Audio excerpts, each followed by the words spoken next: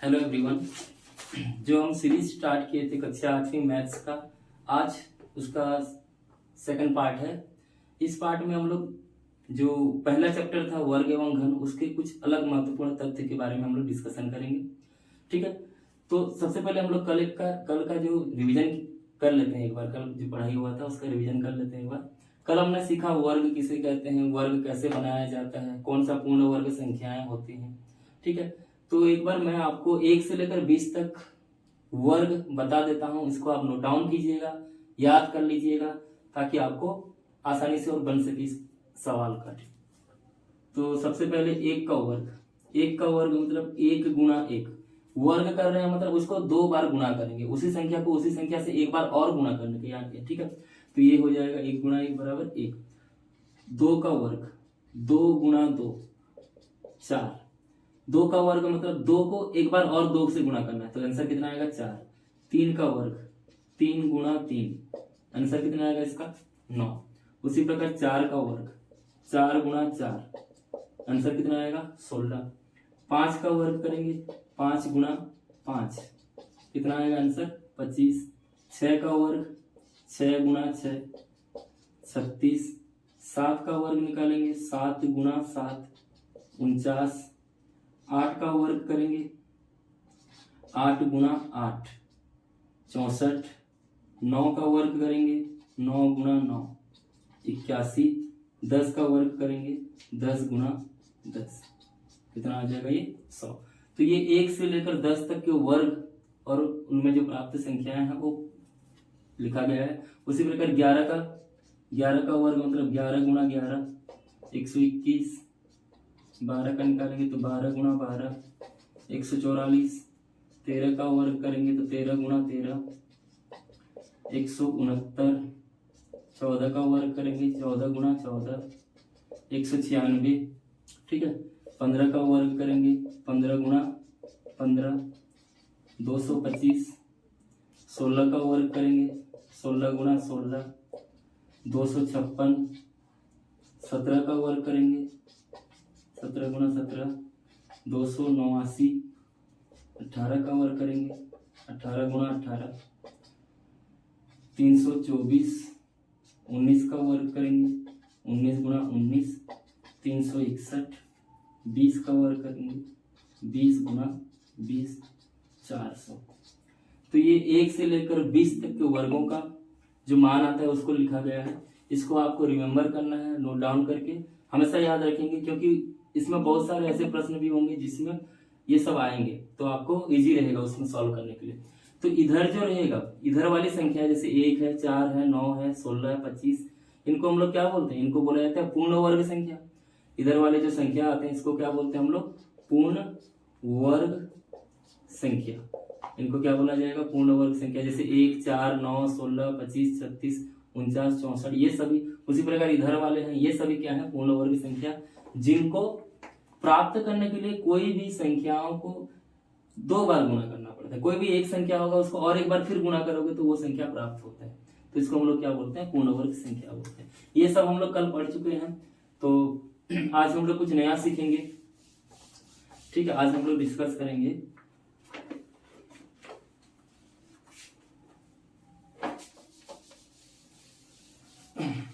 आज कुछ नया सीखेंगे। नया में हम लोग देखेंगे आज पाइथागोरीय त्रिक के बारे में। ठीक है, पाइथागोरीय त्रिक क्या है इसके बारे में हम लोग चर्चा करेंगे।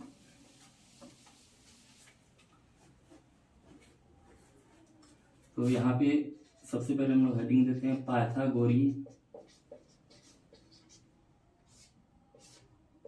त्रिक, जिसको इंग्लिश में क्या बोलते हैं हम लोग, पाइथागोरियन ट्रिपलेट्स। ठीक है, पाइथागोरियन ट्रिपलेट्स। ठीक है, तो सबसे पहले हेडिंग से समझते हैं पाइथागोरीय त्रिक। त्रिक मतलब समझ में आ रहा है, त्रिक मतलब कोई भी 3 चीज रहेगा, 3 संख्याएं होगा वहां पे। ठीक है, अब पाइथागोरीय क्या है, ठीक है, क्लास 7 में आप लोग ऑलरेडी पढ़ चुके हो ज्यामिति में। ठीक है, पाइथागोरस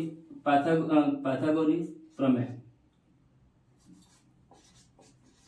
पाइथागोरस प्रमेय, पाइथागोरस प्रमेय। तो यही पाइथागोरस प्रमेय से ही पाइथागोरीय त्रिक हम लोग समझेंगे। पाइथागोरस प्रमेय अगर समझ में नहीं आएगा तो पाइथागोरीय त्रिक भी हम लोगों को समझ में नहीं आएगा। तो सबसे पहले क्लास 7 में जो हम लोग ऑलरेडी पढ़ चुके हैं उसको एक बार रिवीजन कर लेते हैं। पाइथागोरस प्रमेय क्या होता है? तो पाइथागोरस प्रमेय में क्या होता है, एक समकोण त्रिभुज रहता है,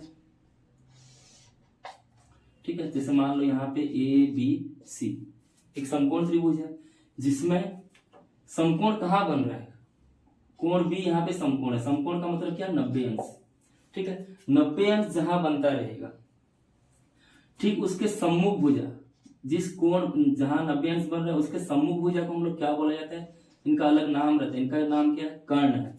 इसको इंग्लिश में क्या बोलते हैं, हाइपोटेनस। इसको इंग्लिश में बोला जाता है हाइपोटेनस। उसी प्रकार जो 90 अंश या जो कोण बना है वो जिसमें टिका हुआ है उस भुजा को हम लोग क्या बोलते हैं, आधार बोलते हैं। क्या बोला जाएगा इसको, आधार। इंग्लिश में इसको बोलते हैं बेस। उसी प्रकार ये जो 90 अंश बना है इसको हम लोग क्या बोलते हैं, लंब बोला जाता है, ठीक है। इसको इंग्लिश में बोलते हैं परपेंडिकुलर, परपेंडिकुलर, ठीक है। तो अकॉर्डिंग टू पाइथागोरस प्रमेय या पाइथागोरस प्रमेय के हिसाब से, ठीक है, ये क्या होगा, इसमें जो कर्ण का वर्ग रहता है, कर्ण जो भुजा रहेगा उसका वर्ग करेंगे तो वो किसके बराबर होगा, आधार का वर्ग। आधार में जो भुजा है इस भुजा का मान का वर्ग, और लंब के जो भुजा है उसका वर्ग का योग करेंगे तो जितना आंसर आएगा कर्ण का वर्ग भी वही हो जाएगा। यानी कि कर्ण का वर्ग बराबर क्या होता है, लंब का वर्ग धन आधार का वर्ग। कर्ण का वर्ग बराबर क्या हो जाएगा, लंब का वर्ग धन आधार का वर्ग। ये पाइथागोरस प्रमेय है।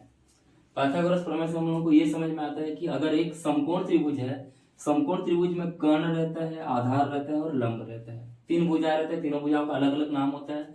90 अंश के सामने जो भुजा रहेगा वो हमेशा कर्ण रहेगा, उसको हमेशा कर्ण बोला जाता है। उसी प्रकार 90 अंश जहाँ पे टिका रहेगा या जहाँ पे खड़ा है उसको हम लोग बोलते हैं आधार या उसको हम लोग बेस बोलते हैं। उसी प्रकार जो 90 अंश बनता है वो हम लोग क्या कहलाएगा, उसका लंब कहलाता है, ठीक है। तो इस प्रमेय के अनुसार क्या होता है, कर्ण का वर्ग बराबर लंब का वर्ग धन आधार का वर्ग। देखो यहाँ कर्ण का वर्ग बराबर लंब का वर्ग धन आधार का वर्ग, इसकी क्या समझ में आ रहा है, इससे ये समझ में आ रहा है कि अगर हम लोग कर्ण का मान निकालेंगे तो हमेशा लंब और आधार से बड़ा ही होगा, क्योंकि ये दोनों को जोड़ने से जितना आंसर आ रहा है ये अकेला उतना ही आंसर है। कर्ण का मान कितना होगा, इनका वर्ग इसका वर्ग, अगर हम लोग दोनों को जोड़ देंगे तो कर्ण के वर्ग के बराबर है। तो इसका कहने का मतलब क्या है, देखो लंब जो है या आधार हमेशा कर्ण से छोटा होगा, क्योंकि ये दोनों को जोड़ेंगे तब जाके ये अकेला मिलेगा। तो अकेला वाला तो हमेशा दोनों से बड़ा ही होगा। अगर हम लोग बोलेंगे कर्ण,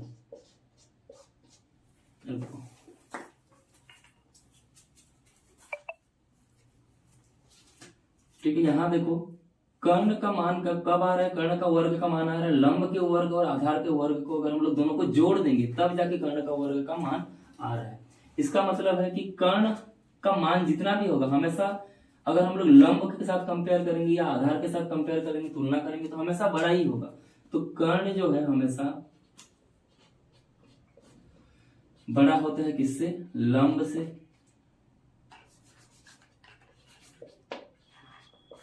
ठीक है, उसी प्रकार कर्ण हमेशा किससे बड़ा होगा, आधार से बड़ा होगा। क्यों होगा, क्योंकि लंब और आधार ये दोनों को जब जोड़ा जाता है तब कर्ण के बराबर होगा। अगर एक एक का तुलना करेंगे तो ये हमेशा इससे छोटा होगा, उसी प्रकार आधार हमेशा इससे छोटा होगा, क्योंकि ये दोनों को जोड़ने के बाद ही इसका वैल्यू इसके साथ बराबर होता है। ठीक है, तो उसी प्रकार ये अगर समझ में आ गया तो पाइथागोरीय त्रिक हमेशा हम लोगों को समझ में आएगा। पाइथागोरीय त्रिक में क्या रहेगा, 3 नंबर रहेंगे। यहाँ त्रिक मतलब होता है 3। ठीक है, तो यहाँ 3 संख्याओं को हम लोगों को देखना पड़ेगा कि क्या वो इस प्रमेय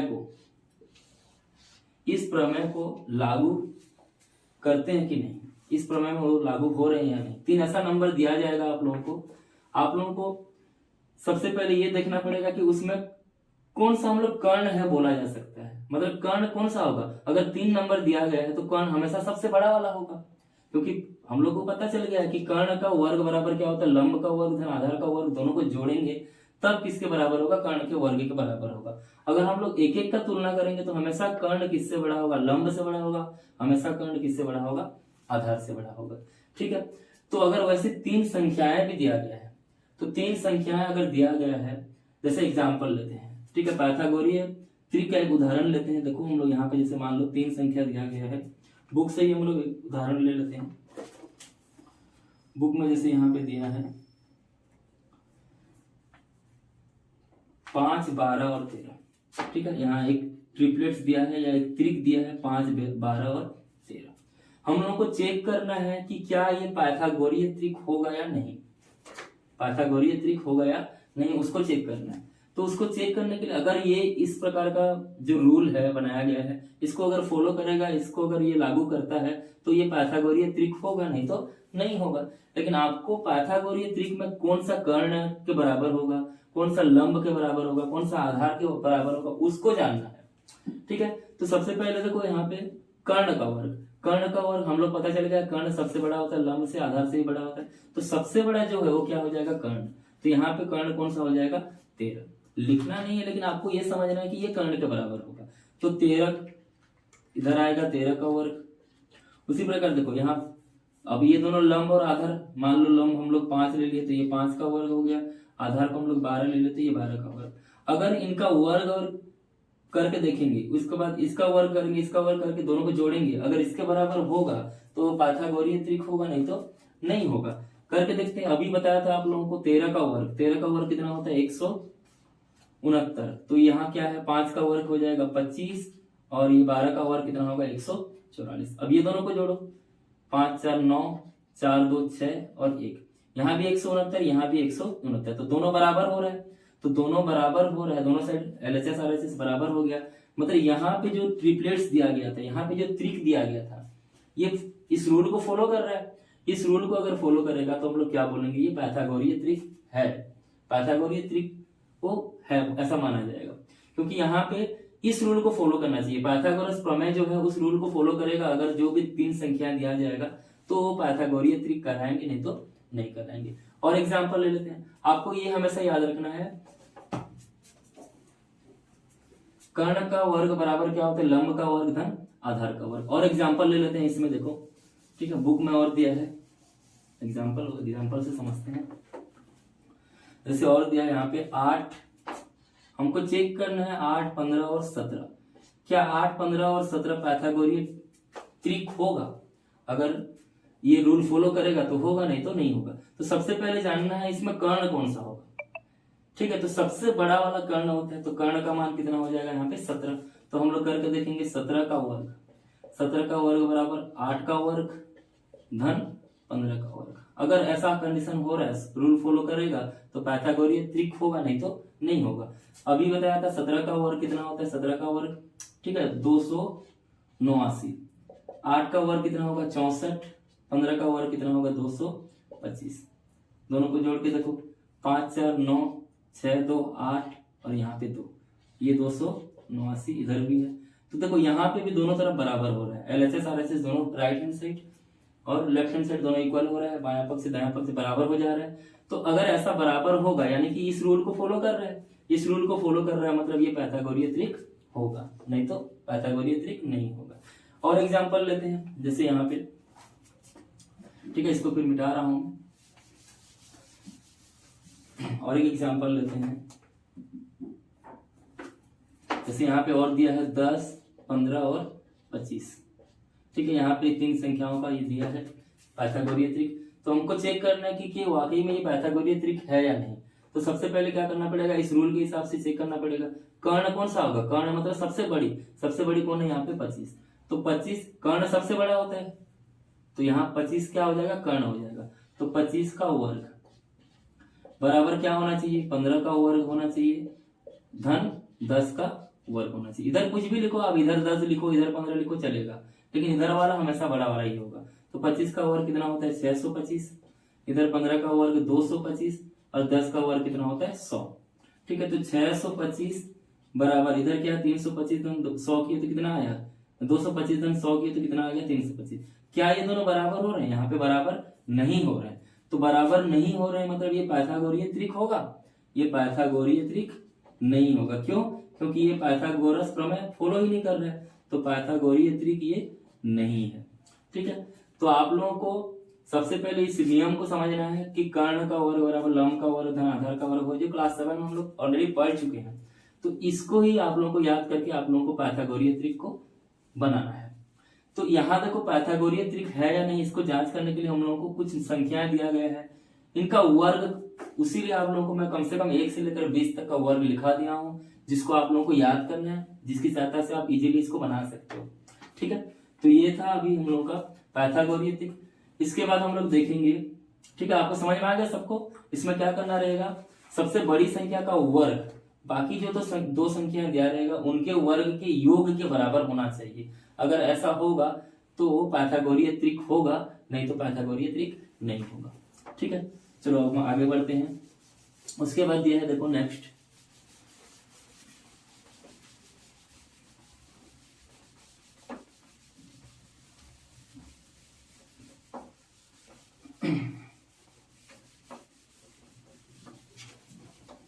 ठीक है, नेक्स्ट टॉपिक है हमारा संख्याओं से पूर्ण वर्ग संख्या बनाना।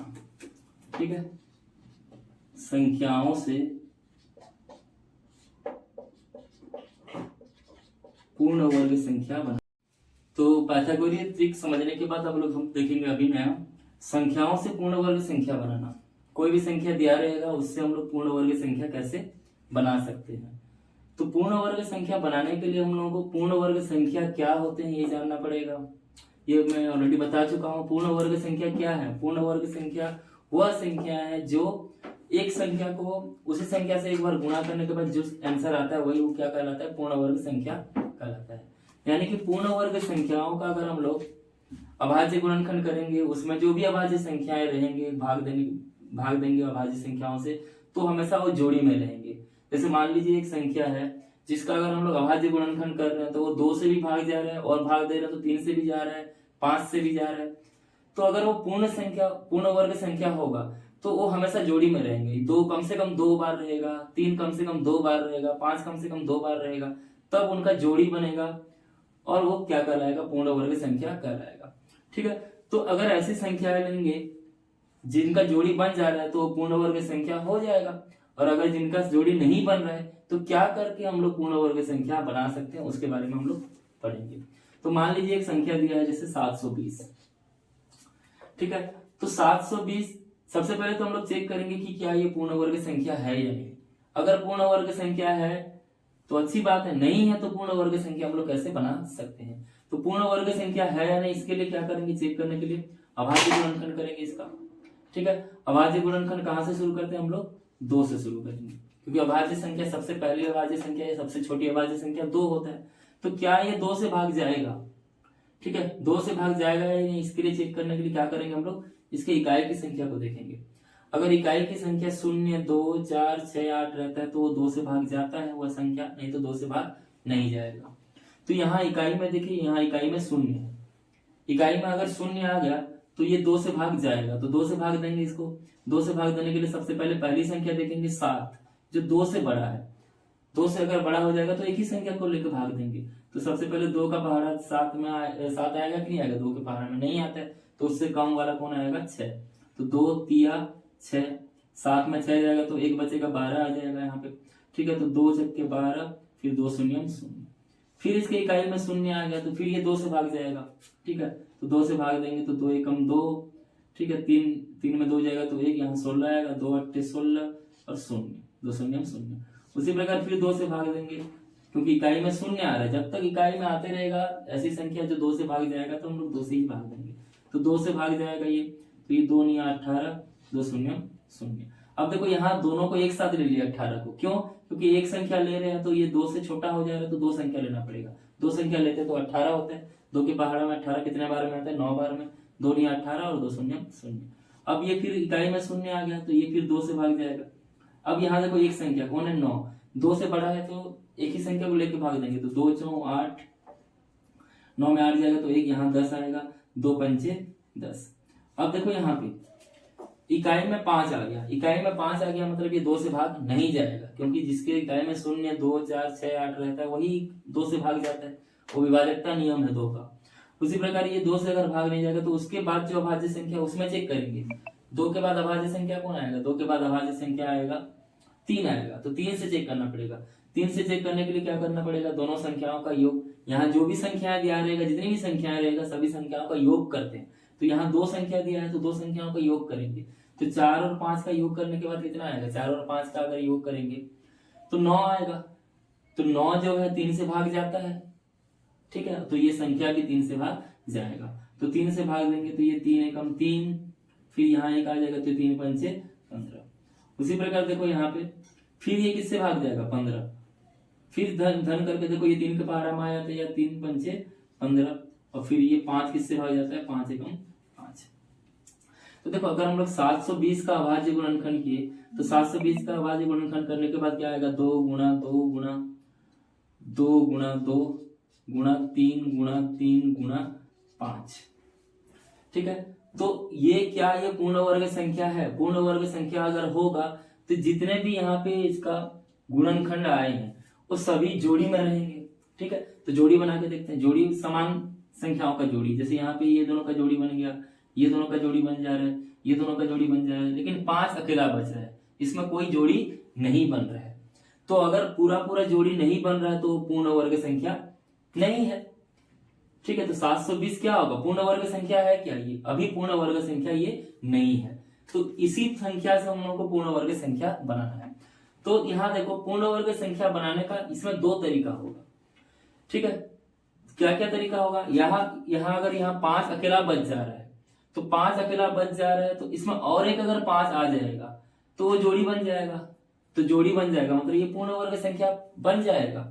और एक 5 आ जाएगा मतलब क्या है? और एक 5 आ जाएगा मतलब इसमें 5 का गुणा कर देंगे। 5 का गुणा करेंगे तो जो आंसर आएगा, यहाँ 5 का गुणा कर रहे हैं तो इधर भी 5 का गुणा करना पड़ेगा। तो इधर 5 का गुणा करेंगे तो ये जोड़ी बन जाएगा, तो ये पूर्ण वर्ग संख्या बन जाएगा। यहाँ पे गुणा करेंगे, जो आंसर आएगा वो पूर्ण वर्ग संख्या होगा। और एक तरीका क्या हो सकता है? और एक तरीका इसको हटाना पड़ेगा। यहाँ तक तो जोड़ी बन जा रहा है। अब इसको अगर मैं यहाँ से 5 को हटा दूंगा का मतलब क्या है? यहाँ पे भाग दे देंगे। अगर मैं इसको 5 से भाग दे दूंगा तो ये 5 कट जाएगा, यानी कि हट जाएगा वो। तो खाली ये 3, ये 2 और ये 2, इनका जोड़ी बच जाएगा, 5 तो हट जाएगा। तो उसी प्रकार अगर मैं यहाँ भाग दे रहा हूं तो इस प्रकार यहाँ पे भी भाग देना पड़ेगा। भाग देने के बाद जो संख्या आएगा वो पूर्ण वर्ग संख्या कहलाएगा, क्योंकि उसका अभाज्य गुणनखंड क्या होगा? 2 गुणा 2, 2 गुणा 2, 3 गुणा 3, यही बच जाएगा बस, ठीक है।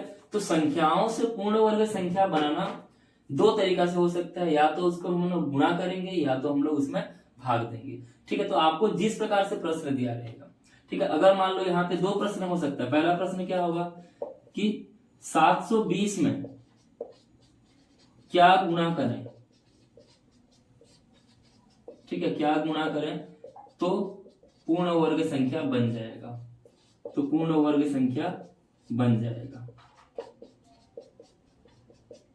ठीक है। तो पहला प्रश्न दिया है 720 में क्या गुणा करेंगे तो ये पूर्ण वर्ग संख्या बन जाएगा। तो पूर्ण वर्ग संख्या बनाने के लिए हम लोगों को उनका जो अभाज्य गुणनखंड है वो पूरे जोड़ी में होना चाहिए।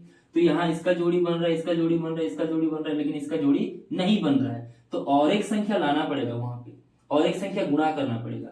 तो क्या गुणा करेंगे? 720 में हम लोग 5 का गुणा करेंगे। मान लो यहाँ पे मैं 5 का गुणा कर दूंगा, तो 5 का गुणा कर दिया तो ये जोड़ी बन जाएगा, यहाँ जोड़ी बन जाएगा। 5 का गुणा किए तो इधर भी क्या करना पड़ेगा? 5 का गुणा करना पड़ेगा। यानी कि जो इसका उत्तर होगा 720 में कितना गुणा करना पड़ेगा? 720 में 5 का गुणा करेंगे, ठीक है। 720 में 5 का गुणा करेंगे तो वो क्या बन जाएगा? तो वह पूर्ण वर्ग संख्या बन जाएगा, पूर्ण वर्ग संख्या बन जाएगा, ठीक है। और जो पूर्ण वर्ग संख्या है वो कौन सा होगा? अतः पूर्ण वर्ग संख्या कौन सा बन जाएगा? बताओ। पूर्ण वर्ग संख्या बन जाएगा, पूर्ण वर्ग संख्या कौन सा होगा? 720 में कितना गुणा करना पड़ेगा? 5 का गुणा करना पड़ेगा। तो 5 शून्य 0, 5 दूनी 10 का 0, हासिल आएगा 1, 5 सत्ते 35 और 1 36। तो 720 में अगर हम लोग 5 का गुणा कर देंगे तो आंसर कितना आ रहा है? 3600 आ रहा है। और 3600 अगर आ जाएगा तो क्या बन जाएगा? वो एक पूर्ण वर्ग संख्या बन जाएगा। तो पहला क्वेश्चन कि 720 में क्या गुणा करेंगे तो पूर्ण वर्ग संख्या बन जाएगा, तो हम लोग किसका गुणा करेंगे? 720 में 5 का गुणा कर देंगे तो वो पूर्ण वर्ग संख्या बन जाएगा। उसी प्रकार देखो यहाँ पे और एक क्वेश्चन बन सकता है, ठीक है। और एक क्वेश्चन क्या बन सकता है कि 720 में, इसको मिटा रहा हूं, 720 में क्या भाग देंगे, क्या भाग देंगे तो वह पूर्ण वर्ग संख्या बन जाएगा, ठीक है। तो 720 में क्या भाग देंगे, तो सर सबसे पहले 720 का अभाज्य गुणनखंड क्या था, 720 का अभाज्य गुणनखंड ये है आपका, ठीक है। 2 गुणा 2, 2 गुणा 2, 3 गुणा 3 और 5 अकेला बच जा रहा था। तो भाग देंगे का मतलब यहाँ 720 में क्या हटा देंगे, वहां पे जो उसका अभाज्य गुणनखंड है उस अभाज्य गुणनखंड में से क्या हट जाएगा तो पूर्ण वर्ग संख्या बन जाएगा। तो अगर मान लो यहाँ से मैं 5 को हटा दिया, 5 को हटा दिया तो बाकी जो संख्या बच रहे हो तो पूरा का पूरा जोड़ी में है, तो 5 को हटाने के लिए किससे भाग देना पड़ेगा, 5 से भाग दोगे, तब ये 5 और ये 5 कैंसिल हो जाएगा और वहां से कट जाएगा। उसी प्रकार वहां 5 से भाग दे रहे हो तो इधर भी 5 से भाग देना पड़ेगा। तो आंसर क्या होगा इसका उत्तर, 720 में 5 का भाग देंगे तो वह पूर्ण वर्ग संख्या बन जाएगा, पूर्ण वर्ग संख्या बन जाएगा, ठीक है। तो वह संख्या क्या होगा, वह संख्या होगा, वह संख्या 720 में कितना भाग दोगे, 5 से भाग देंगे। 720 को अगर 5 से भाग देंगे तो क्या हो जाएगा, 5 एकम 5, ठीक है। यहाँ 2 जाएगा, 5 चौं 20, फिर ये 2 आएगा तो 5 चौं 20। तो आंसर कितना आ रहा है था, 144। 144 हम लोगों को पता है ये क्या बन जाएगा, ये पूर्ण वर्ग संख्या बन जाएगा। किसका पूर्ण वर्ग होता है, ये 12 का पूर्ण वर्ग संख्या बनता है।